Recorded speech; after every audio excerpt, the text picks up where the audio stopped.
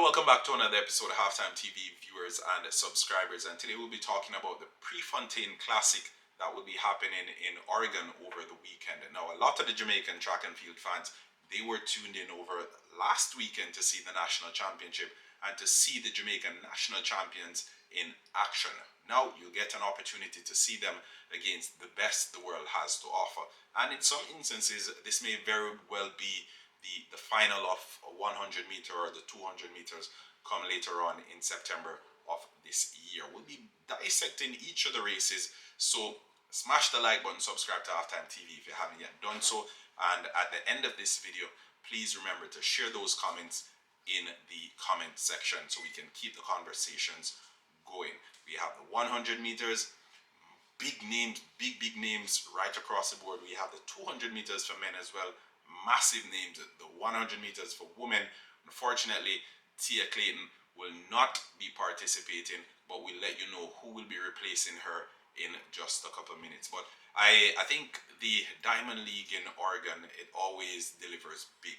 We saw Shakira Richardson place last. We saw Elaine Thompson-Herah place last there, but it always gives us fast times. The athletes, whenever they get on that track, you're guaranteed very fast times. In the 100 meters, I'm going to go through the names that I have here, and remember, these names are subject to change because as we get closer to the event, there is a high possibility, or there is a possibility of some athletes pulling out or some athletes unable to compete for whatever reason.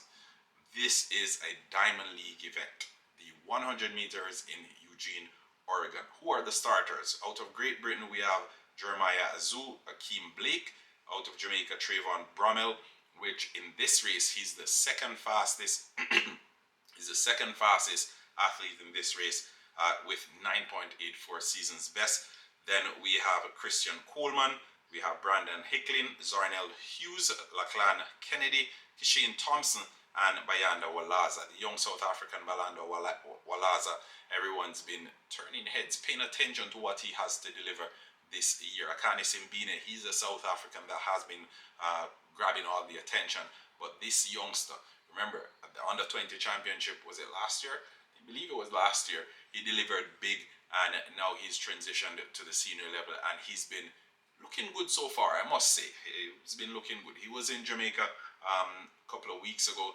He looked good there, and I expect him to come big when put against the big boys. Kishane Thompson, however, is the one that everyone will be paying attention to because he clocked a 9.75 at the Jamaican National Championship, and they're looking now to see if he will actually be going faster than 9.75.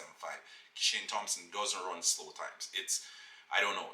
I've never seen him in a race where he runs slow.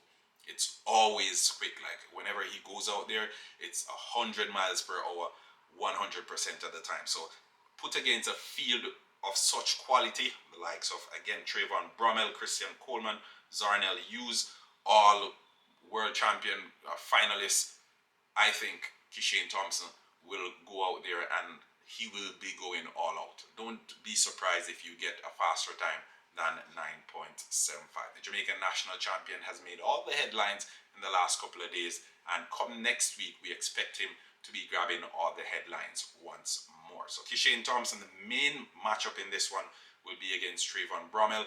Everyone's talking about this is the resurgence of Trayvon Bromell, and we'll be doing a closer look on this particular race, so stay tuned for that one. Turn the notification on.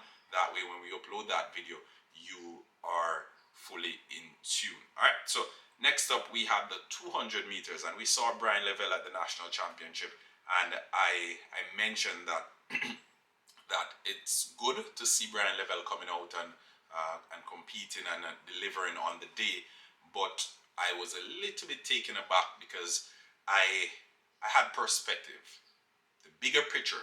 What was the rest of the world doing? And that's the concern that I always have when it comes to Brian Lavelle.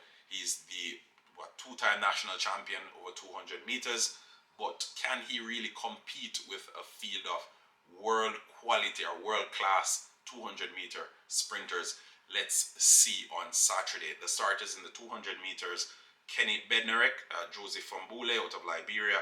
We have Robert Gregory, Kyrie King, Brian Lavelle himself, Courtney Lindsay, Alexander Ogando, Jareem Richards out of Trinidad, and Letsile Tobago. So far this season, Kenny Bednarik has gone the fastest with 19.84, followed by Alexander Ogando and Jareem Richards, both tied for 19.86. But Letsile Tobago is in this race. Letsile Tobago, the young Botswanan athlete, he is in this race, and we know he's one of the fastest in the world over 200 meters. So don't be surprised if Letsile comes up big. And so far this season, he hasn't gone really quick, 20.10, but we know how quick Letsile can go. So seeing Brian Level against these athletes will provide the Jamaican fans and the track and field fans in general with a clearer perspective of where he is on his development or his trajectory. Remember, he is being coached by Elaine Thompson here as former coach, so let's see what she has for us on the weekend via Brian Level.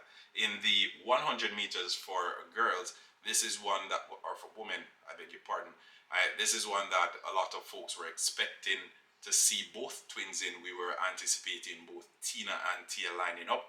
However, as most of you know, Tia Clayton picked up an injury at the National Championship a couple of days ago.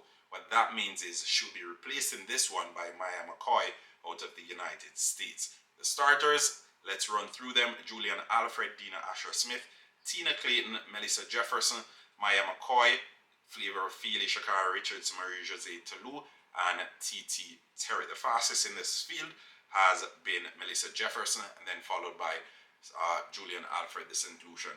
So I think seeing Tia Clayton, well, we saw Tia Clayton last year against these same set of females, and this year we will be privy enough to see Tina Clayton and to see where she stands lining up against such a stacked field as far as quality is concerned. I expect it to be massive, and again, I will be doing a closer look on this one, but just to give you an idea of the quality that will be on display in Oregon on the weekend. I think Tina will need to put on an A-class performance. She'll need to be on top of her game if she's to be placed in the top three in this race. Marie-Josée Talou, she's a veteran in the pack naturally.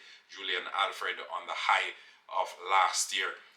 Shakara Richards, she always has a big race in her when it gets to home track.